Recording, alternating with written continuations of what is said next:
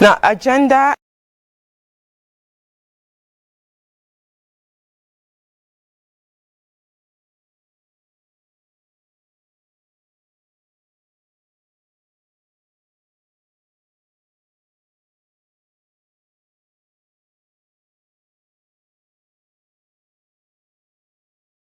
And child rights activists, the public as are first to be reviewed. A couple of stories making it here. One of these stories is on ports face total shutdown nationwide as maritime workers embark on strike over a Apapa traffic gridlock. And you can see the picture there of the gridlock. It's on page 5. And several riders form various concerned groups. Read up that story. And despite recession, firms generate 1.6 trillion naira revenue. Profit up 1.7%. That's a graph there. You can read up the story on the Vanguard newspaper. The Nigerian pilot is leading with Stop Governors, with a couple of riders there, while the agitation grid governors move to borrow 17 trillion naira pension funds, as well as 3 other riders who may want to catch up on the details on page 8. PDP clears senatorial seats in Bayelsa State, page 8. The Guardian newspaper is next. Guardian has this lead story: airlines raise fares 100%. There are 2 riders to that story, and the front page story continues on page 8. Beneath that picture story there of see former governor of Ogun State, 23 insurers risk sanctions. Operators push for new laws. Read up the story on the Guardian newspaper.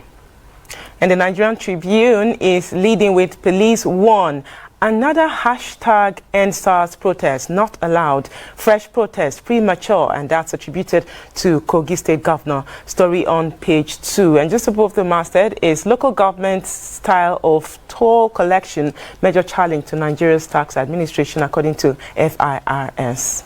Daily Champion is next. Buhari, Sanwo-Olu celebrate as APC sweeps by-elections.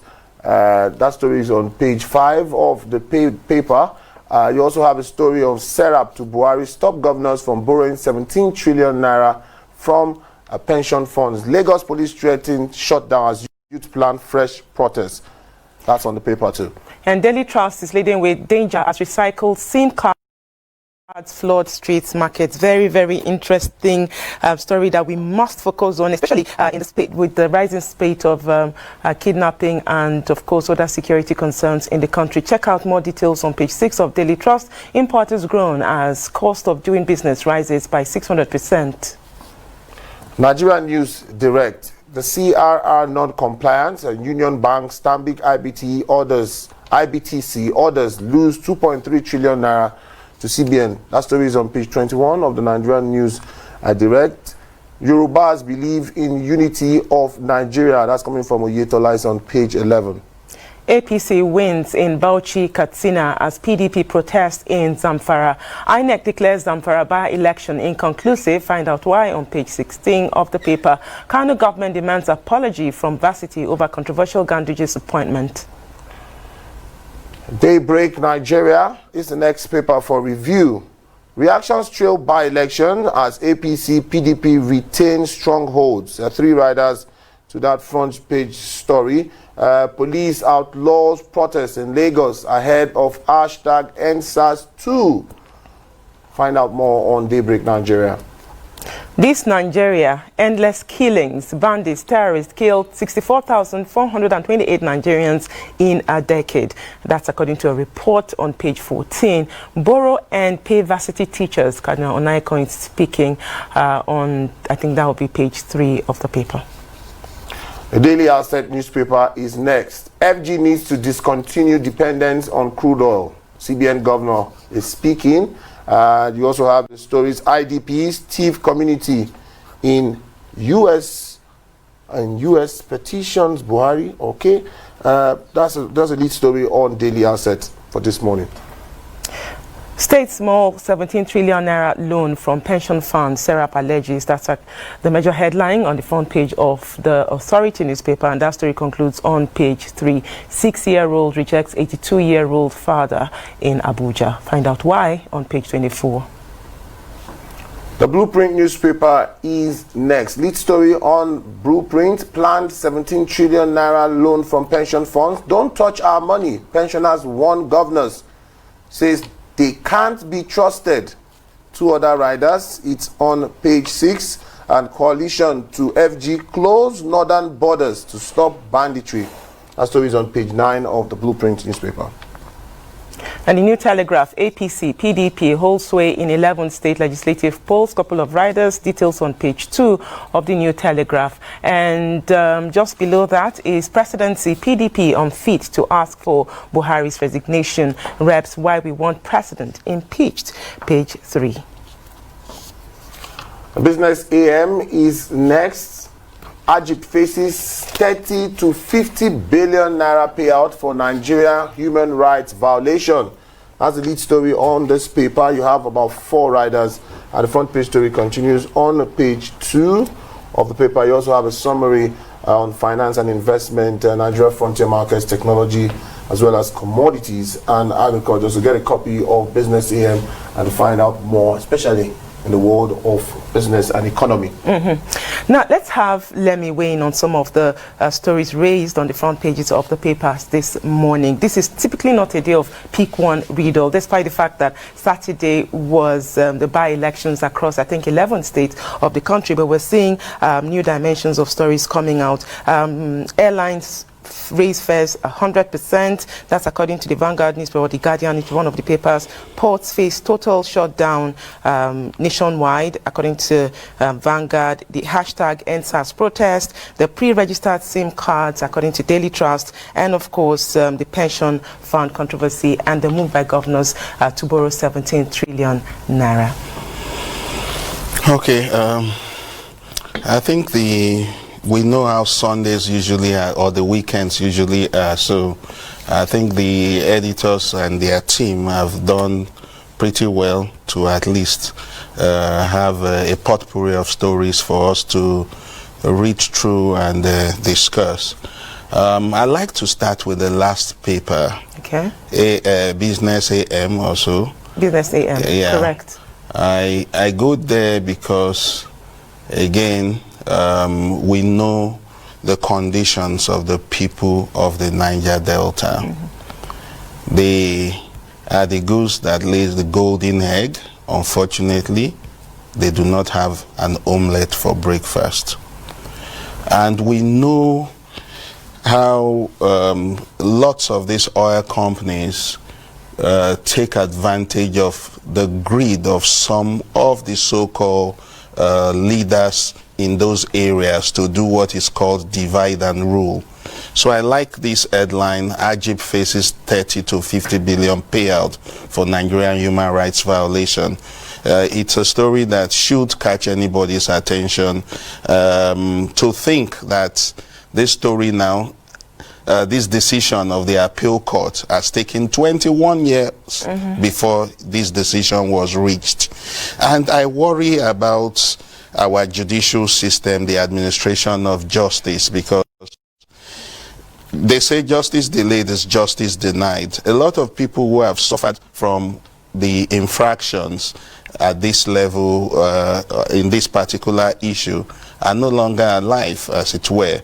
Yeah, you talk about family getting compensated and all that, but it's really not the same thing. However, we must commend the fact that those who have stayed focused on the cause of seeking justice, no matter how long it takes. It gives hope that no matter how long it takes, that somehow justice will eventually be done. So this is a positive, and it sounds a note of warning to a lot of these oil firms who are exploring and exploiting the lands in Niger Delta, that they must play by the rules, they must play by the book, and their co-conspirators too should know that eventually the truth, as Mazizi Kunene put it in the Soldier Hero, says truth is not the truth of the bud, of the sword, but the bud growing from the ruins.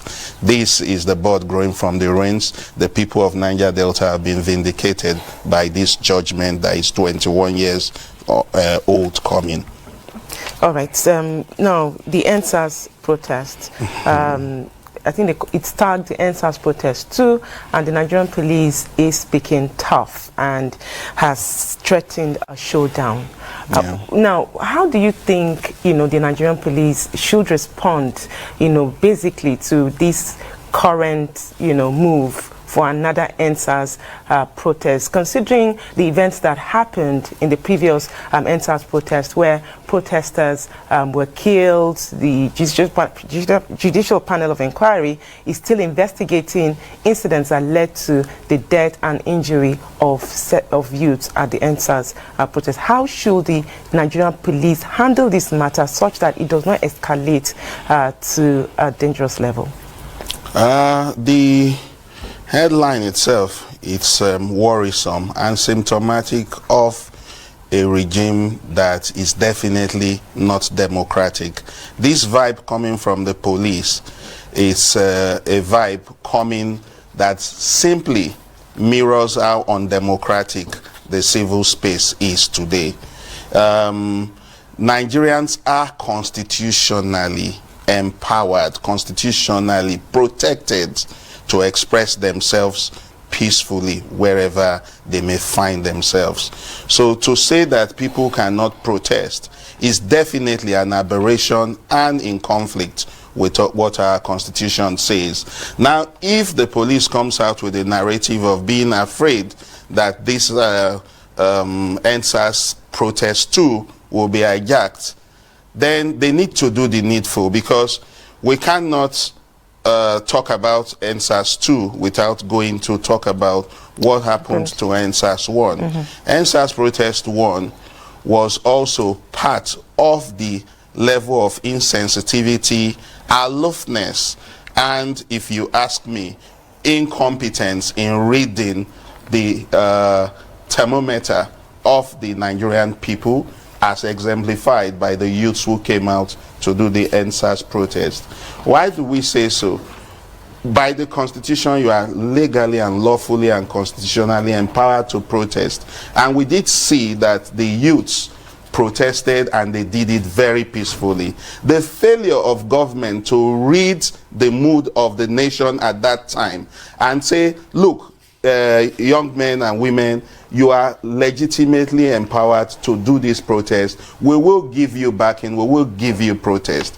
We saw, and of course, you and I will say, yes, we cannot prove who and who brought a lot of these mercenaries in, the hoodlums, to cause this. But we saw on social media where some of them did confess that it was some officials or some politicians who paid them to come disrupt or go to various places to disrupt the protest. This protest, it was, the NSAS Protest 1, was one of the most coordinated, most civil, most law-abiding protests that we have ever witnessed in the region of Africa.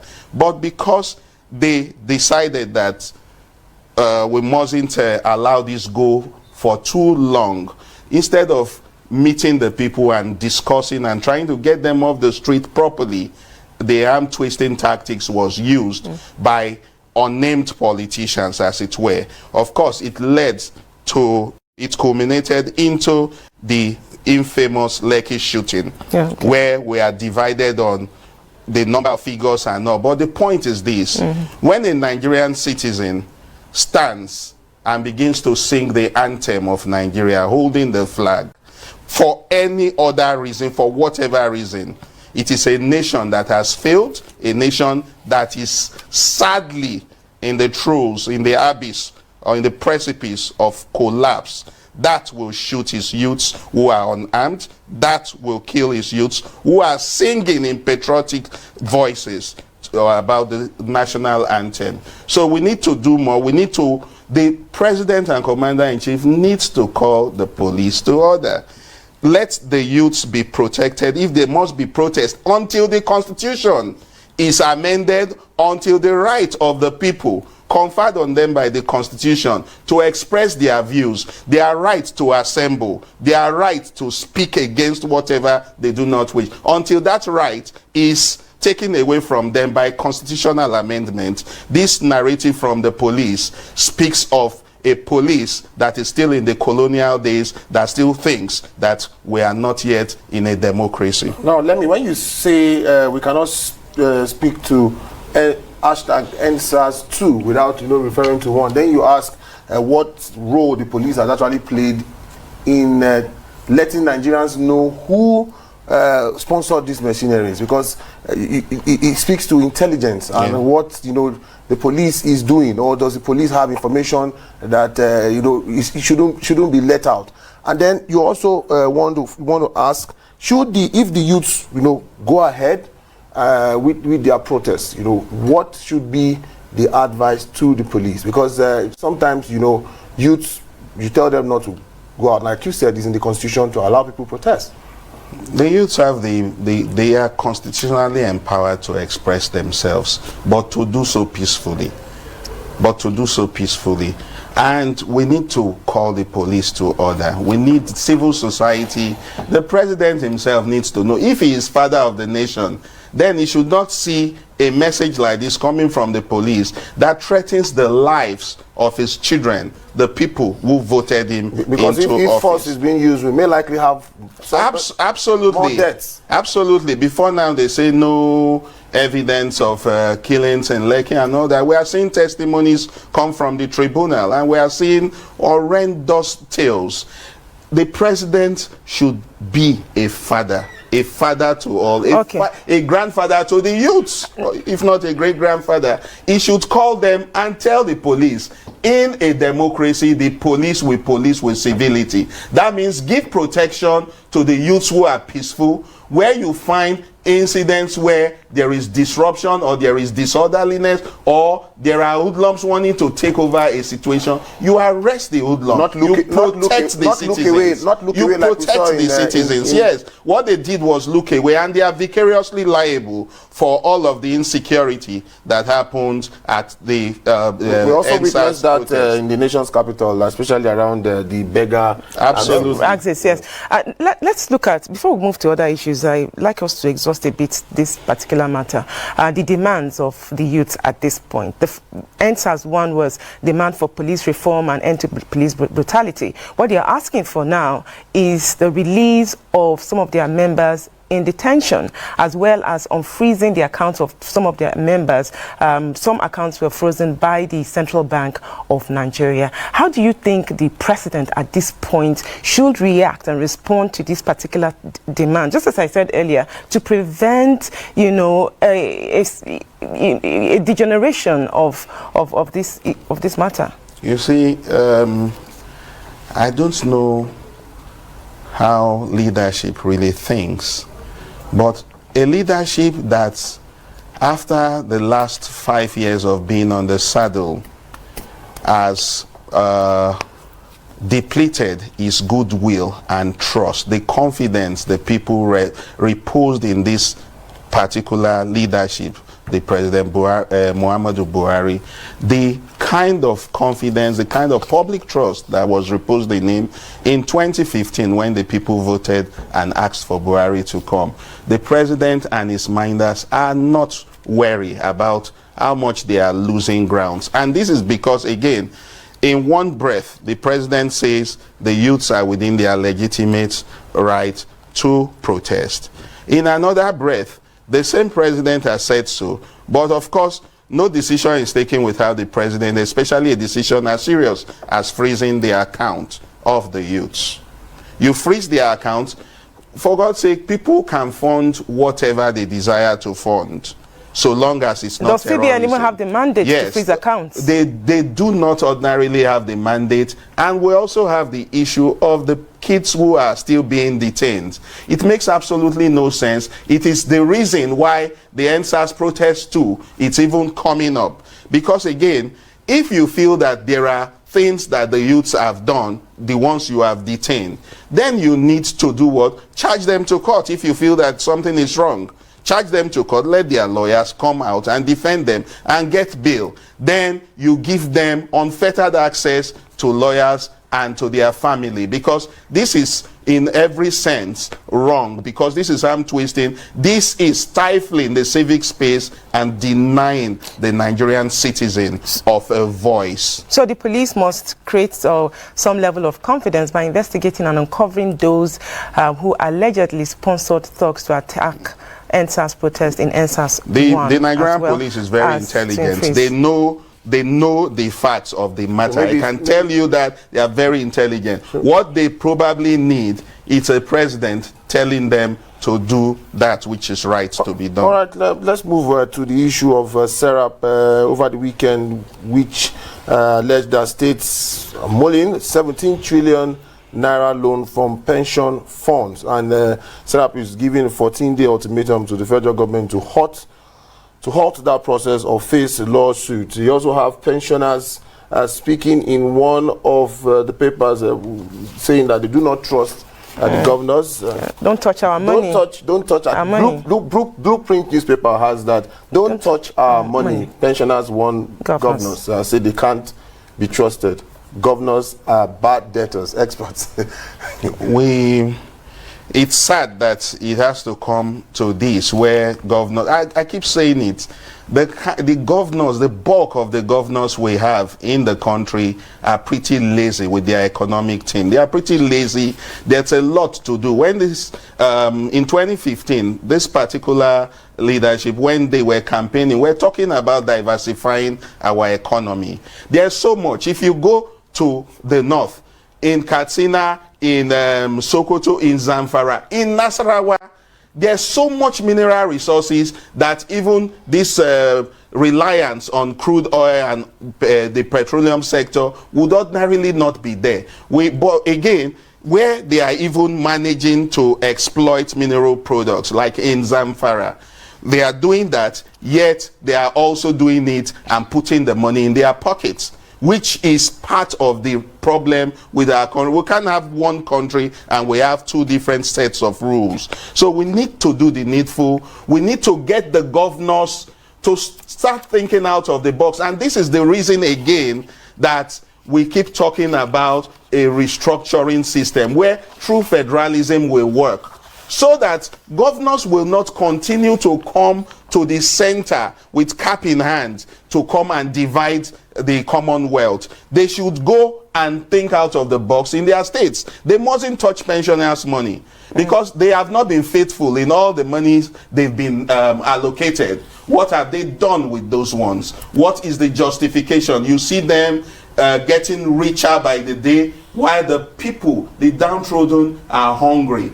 You saw again in Kogi where they say some judicial officers are still being paid long after they had died. This is part of how government milks the system. We must stop these governors, and I don't think that the warning is enough. I think that SERAP and all people of goodwill must go now to do that, because in Nigeria, if you understand it, the moment the story breaks, know that they've already taken the decision to borrow, and they will borrow except there is an injunction now. And I urge SERAP, and I salute them for staying on this, but I urge them to go to court immediately. All right, Daily Trust is leading with a very interesting story, the sale of pre-registered SIM cards. I hope we can get that up now. Danger as recycled SIM cards flood street markets. I have a personal experience where I purchased a particular SIM card and I didn't use it, so it became, I guess, dormant. And one day I was in my house